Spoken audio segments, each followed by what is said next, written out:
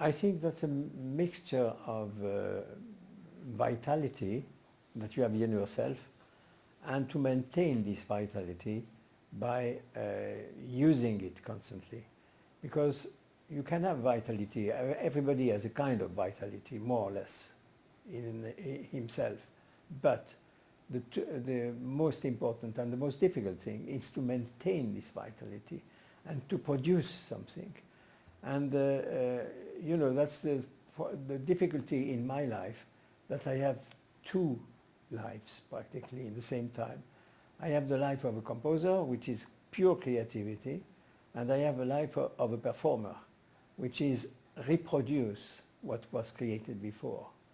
And then, as I mean, the time devoted to this kind of reproduction is sometimes impairing the time of production, because I must organize my life in a way that I have time to compose. And that's the problem of my life, that's really to find time to do the two things.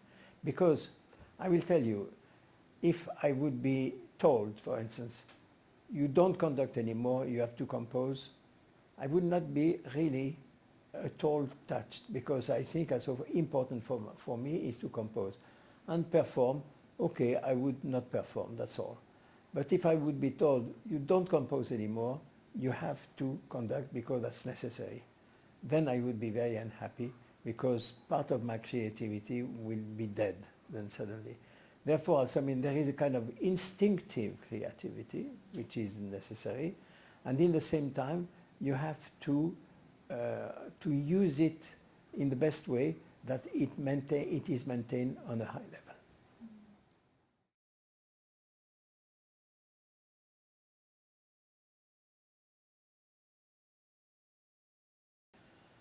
I don't think that the science creativity and the arts creativity are the same.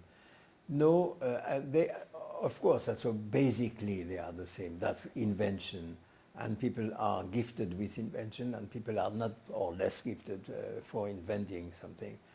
But I mean, apart from that, it's very difficult to bring together, literally, the science and the sciences generally speaking, and the arts generally speaking also. Why? Because I mean, that's a culture which is different. Certainly, also, I mean, culturally, for instance, in science, you have progress. I mean, what our scientists do now is more, not more inventive, but more to the point than the scientists of the 16th century. I mean, any astronomer now could give lessons to Galileo, but Galileo was the man who really did discover things. And then there was progress in astronomy, real progress. You know better about the world now, and you can describe the world in more detailed terms than before. But I mean, it does not mean that the scientists are more intelligent. It means simply that they are at a point where the science are now, and they were not in the 16th century, for instance. In music, you don't have that at all. You know, in the arts generally, there is no progress. There is change of orientation, there is change in the life of the arts. Some arts are abandoned, more or less, some, on the contrary, are living further. But I mean, the notion of progress, you know, let's say Wagner is not a progress compared to Mozart. They are on the same level. And this level of excellence and representativity, you know, is not changing. You have always a level of excellence, and there is a change, but no progress. But the science, there is progress. So the cultures are different. So the origin is the same, the creativity, but the way of using this creativity is not the same. So I think that if you want to bring too closely science and arts, you are on the wrong road, because you are confusing things which cannot be confused.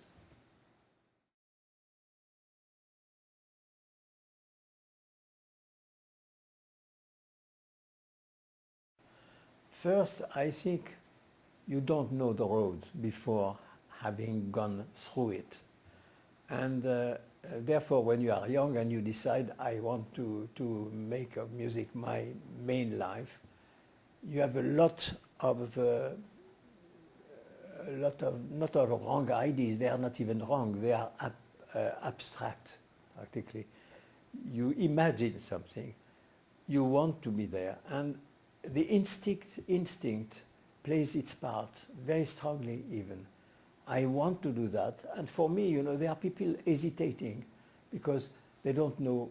I am gifted for painting, for instance, but I like music, and I don't know if I will go to the painting or to the music. And there are some people also who think differently, and they are not sure. As far as I am concerned, I had no hesitation at all, because I have to say it very simply, I am not gifted for anything else than for music. And this gift was orienting myself, and like a magnet, like a you know, magnetism. I felt that I had to do that. And the opposition of the family or the opposition of the, you know, surroundings does not do anything. On the contrary, reinforces you in the will of doing what you want to do. And that's the good thing in nature. I find that, I mean, if you feel that you are gifted for something and you will be able to give something important out of yourself, I think you should obey. So I would not say God commands, but I mean, I would say nature orders. And if you go against nature, that's not good at all, because you will feel frustrated and not happy at all.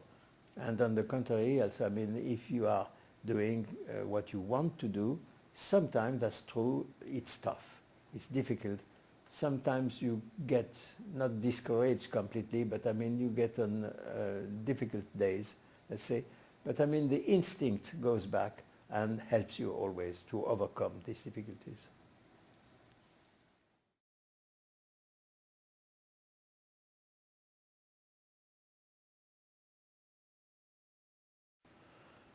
Well, I think that's the part of the musician which is a citizen part. As a musician, you are not, you know, in a kind of society which is abstract. No, you are part of a society. And I think also, I mean, the KYOTO Prize underlines that, because you are really a part of the society. Now, you know, the world had always crisis. And I think life is a crisis itself. From the most simple element to the most complex element, certainly, also, I mean, crisis is part of life, I would like to say. That you try to avoid really difficult crises, some crises which are really, which bring, for instance, hostility and violence. That you must try to bring something to keep it away. I mean, I'm sure of that.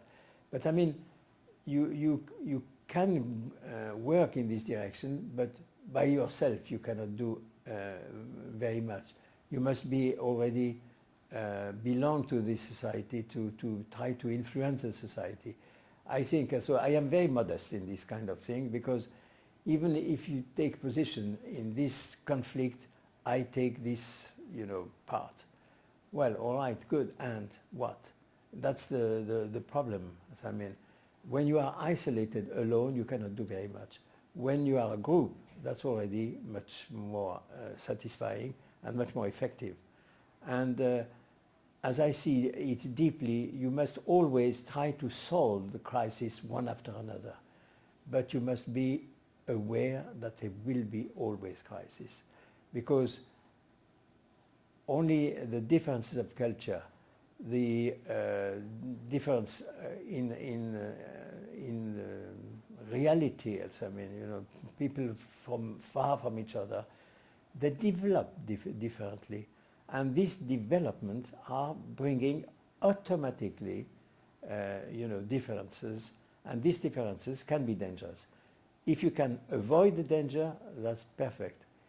If you keep the multiplicity of culture, that's good, because that's richer. The life of humanity is richer when there are cultures which have their independence. But I mean, much more than that, I think that's difficult to go.